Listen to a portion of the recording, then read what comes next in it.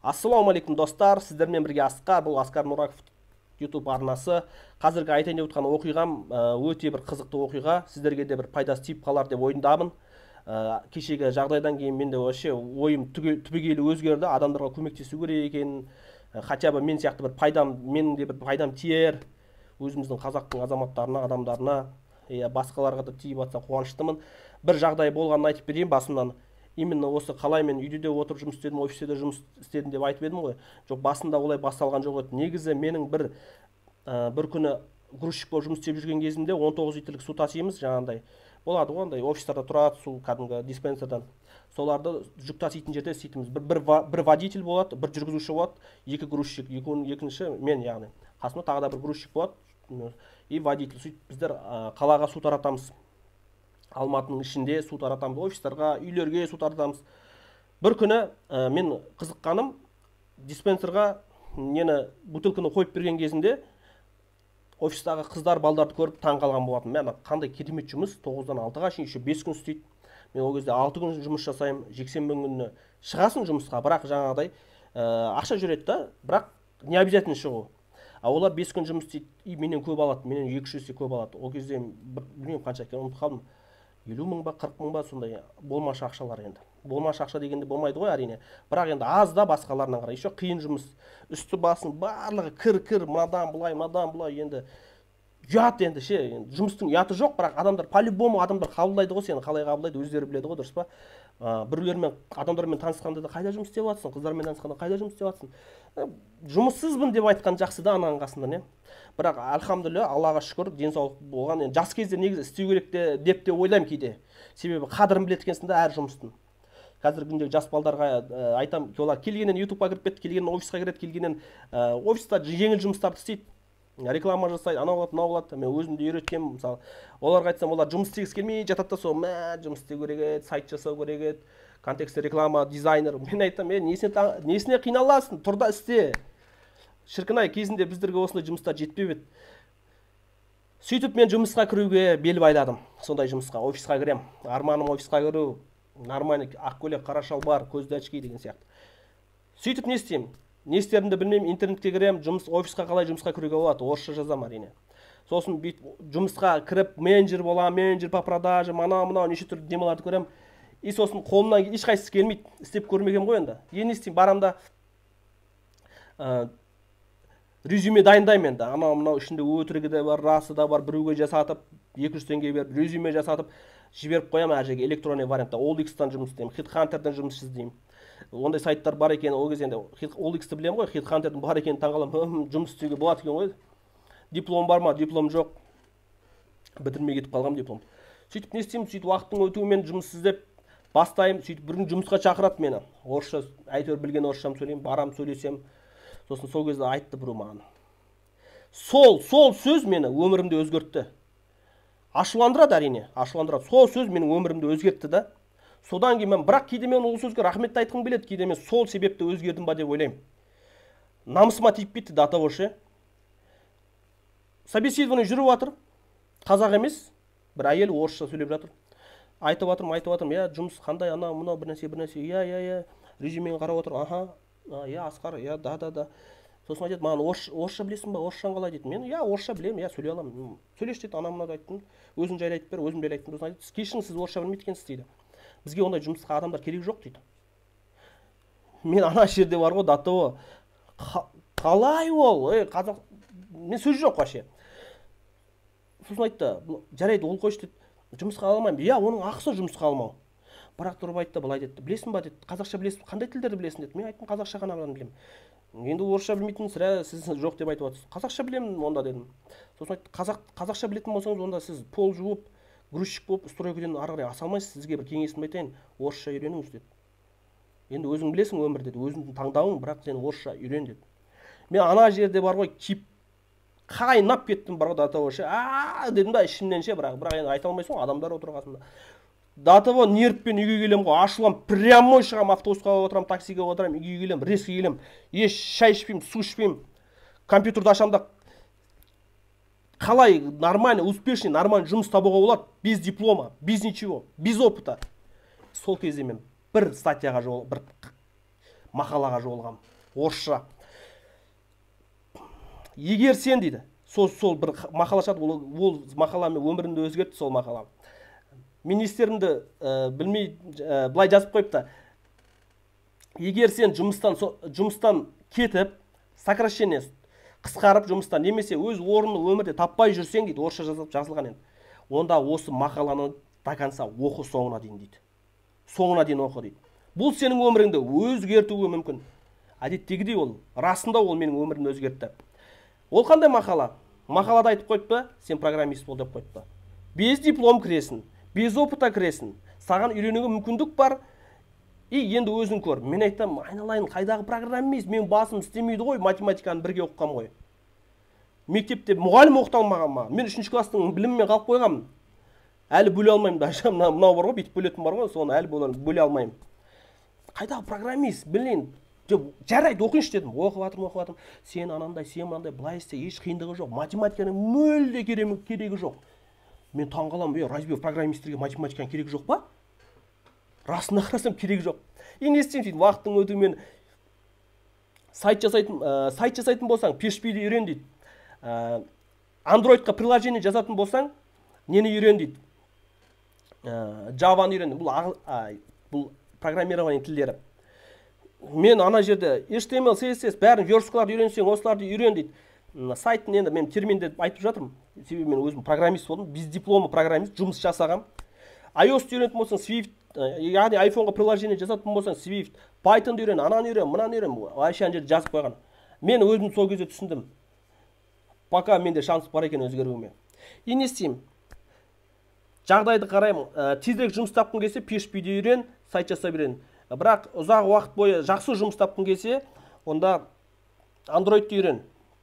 Android Studio, там Java, Kotlin, да. Соларды үйрен деп айтады. Сосын мен тұрамда, давай мен PHP-ді бастап көрейін. Сөйтіп сайт жасайтын, код жасайтын, ақыры 2 жыл жүріп, собеседование, білмеймін, 10 рет собеседование бардым, примерно 10-ның ар жақ бер жағы. Ақыры жұмысқа кірдім. Жұмысқа кіремін, сізді жұмысқа алдық дейді ғой. Бірінші барам басында. Жоқ, ала алмаймыз, кешіріңіз, бізге опыты бар адам керек. Екінші жерге барам, ала алмаймыз, кешіріңіз, бізге опыты бар. Үшінші технический заданияны. ТЗ-ны береді, ТЗ деп жазып қояды. Мен ананы түсінмеймін ғой, Т3 деген не деймін ғой, айтып. Сосын ана жігіт күледі. Т3 емес, ол ТЗ технический задания дейді.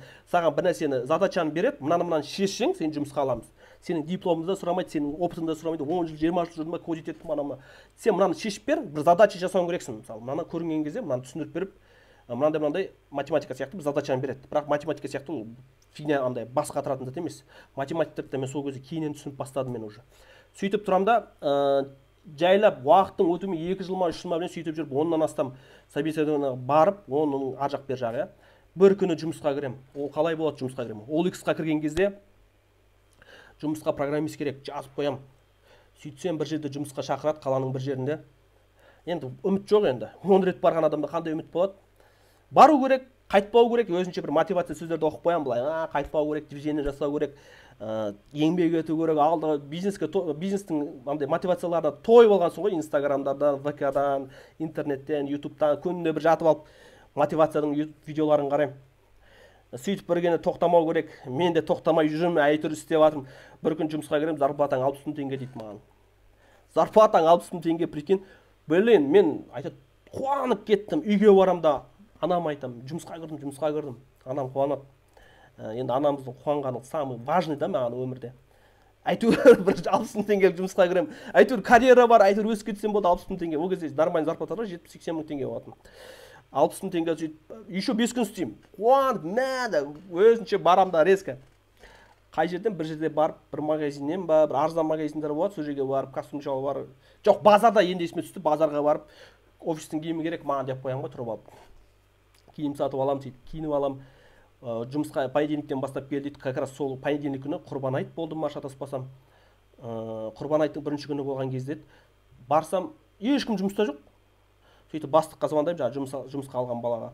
Айтсам, бүгін Құрбан айт екен ғой, кешір деді, бүгін демала бер деді, ертеңнен бастап келді. Ладно. Сөйтіп Құрбан айтты оқып тұрып барған едім ғой негізі намазда.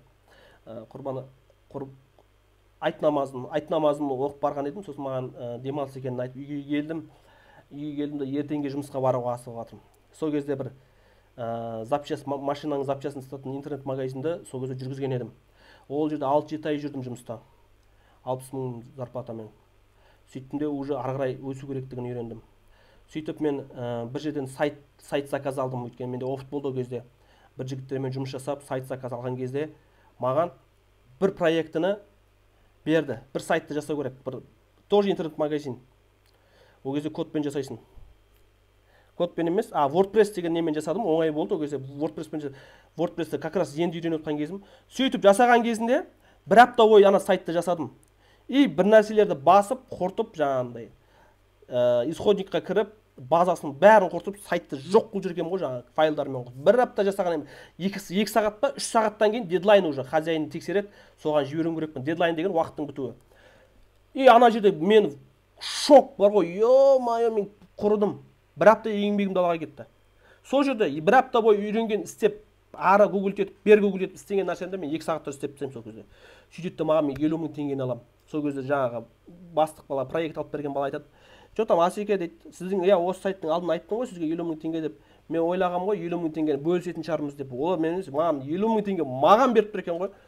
Сөйтсем 50 мың теңге ана, ё-май, 50 мың теңге, бір аптаның ішінде 50 мың теңге вообще. Енді білесіздер ғой, енді біреулерге күлкілі әңгіме сияқты болуы мүмкін, бірақ бұл енді қарап отырсаң қара жұмыс істеп жүресің, аз ақша алып жүресің, бірақ сен бір проектіні бір жерден жеңіске жетесің, немесе бір жолың ашылады, сол кезде бір нәрсені түсінесің, бір ақша жасау жолын түсінесің, бір білім келеді саған, сол кезде сенің өмірің өзгереді, қатты қуанасың. Сәл нәрсеге, ана айтады ғой, аштықтың кезіндегі қара нанның дәмі кетпейді дейді ғой ауыздан. Сол айтқандай бір, когда сен мұқтаж боласың, сол кезде біреу саған келіп бір нәрсе істесе или бір зат не қылса, сол есіңнен әлі кетпейді да. Мен одан кейін қаншама ақшалар жасадым, одан да көп ақша, одан бірнеше есе ақша көп жасадым, үйде отырып жұмыс істеп, әлі де жасап жатырмын, альхамдулилля.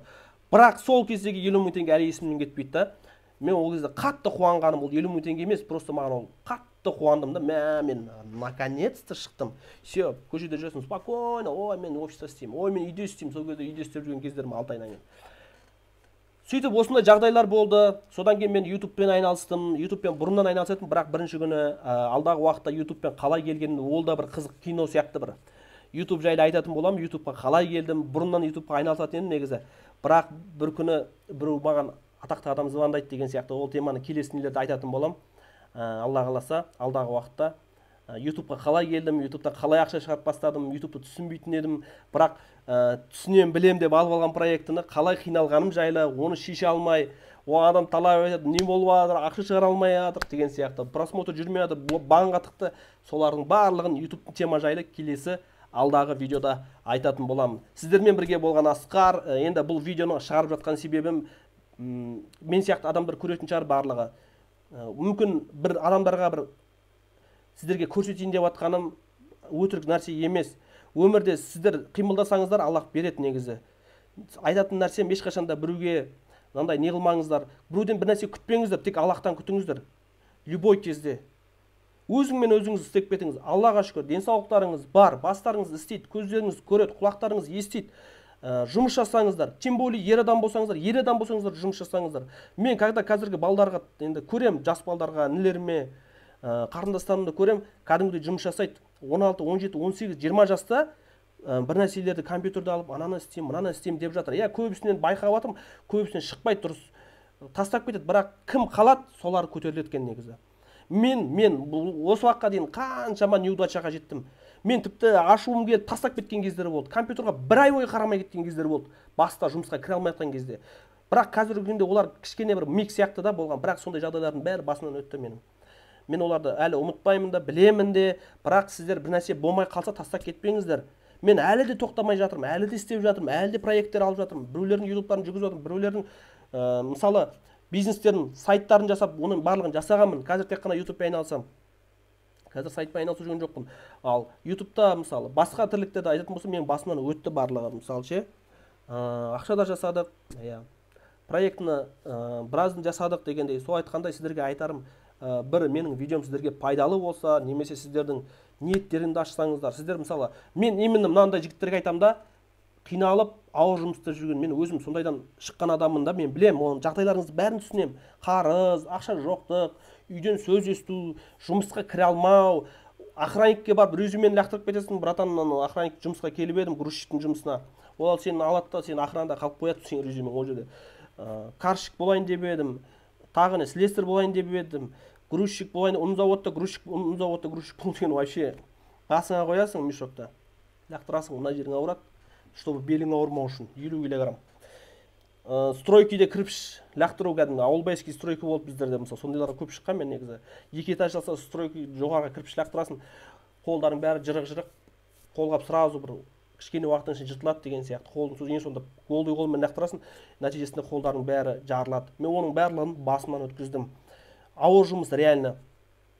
Сондай адамдарға айтатыным, сіздерге жол бар әрине. Сіздер просто білмеймін енді қимылдаңыздар, жұмыстан тыс уақытта жұмыстарыңызды ешқашанда тастап кетпеңіздер. Себебі сіздердің бала шағаңыз бар, сіздердің қарыздарыңыз бар, сіздердің әке-шешеңізге беретін ақшаларыңыз бар, барлығына төлейтін ақшаларыңыз бар. Жұмыстарды ешқашанда сен жұмысты тастап кетіп, неғып жұмыстарыңды бітіре алмайсыңдар. Жұмыстарыңызды тастамай параллельно шыдап алып жүріңіздер. Себебі сіздерге күнделікті тұрмысқа ақша керек, оны айтып қойғаным рас. Сосын көрінген адамдардың курсын сатып алып, мен байтып жүремін. Мен әдемі сөйлегенге қарамаңдаршы, әдемі сөйлегенге. Просто әдемі істерді айтып, действительно, мен қазір осы жерде, да, менің курсым бар, осы курс алсаң миллион табасың, осында баяғыдан бері жеткен менің тәжірибем деп айтатын болсам, онда мен, пожалуйста, мұндай нәрсе айтып жатқан жоқпын. Просто мен басынан өткен оқиғаны, мен ешқандай бір курсты сатып алмай, осындай жұмыстарға, үйде отырып ақша табуға, немесе жаңағыдай ютубтан ақша шығаруға, немесе адамдардың қызметін, каналдарын жүргізуге, ақша тапқан жолдарға мен жеткен болатынмын. Сіздермен бірге болған Асқар, арнаға жазылып, лайк басып кетіңіздер. Алдағы уақытта ютубқа қалай келгенім жайлы айтатын боламын. Ол да бір қызық оқиға, сіздерге пайдалы болады деп ойлаймын. Сіздерде егер сұрақтарыңыз болса, астына жазыңыздар. Сау болыңыздар.